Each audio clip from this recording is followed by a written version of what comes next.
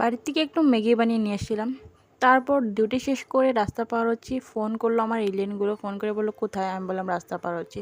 ওরা বললো যে আয়, আমিও রাস্তার এই ধারে বসে রয়েছি। আমি বললাম ঠিক আছে, কেন কিন্তু? বললো তোর টাকায় খাবো। আমি বললাম ঠিক আছে, তুই খাওয়াবি না আমি তোকে খাওয়াবো, চল দেখে নি।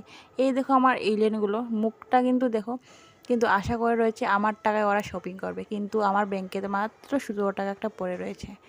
তারপর শপিং করে নেওয়ার পরও আমার এই জিনিসটা অনেকটা ভালো লাগছে। যদি সত্যিকারে হতো তাহলে এটা আমি নিয়ে লাগিয়ে নিতাম, কিন্তু না, যাই হোক। তারপর ছেড়ে দিলাম। আর দেখো আমার ফেসটাকে ফোকাস না করে পিছনে দেখো এইটাকে, এটা কে।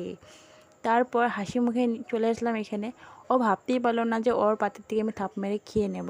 যাই হোক, ও বুঝতে না বুঝতে আমি খেয়ে হজম করে ফেললাম। তারপর থেকে ওর আমার দিকে বাটিটা ঘুরোচ্ছি না, ও শুধু একা একা খেয়ে গেল। তারপর আমি ভাবলাম যে যারা একটুখানি আমিও তোকে দেখাচ্ছি। তারপর আজকে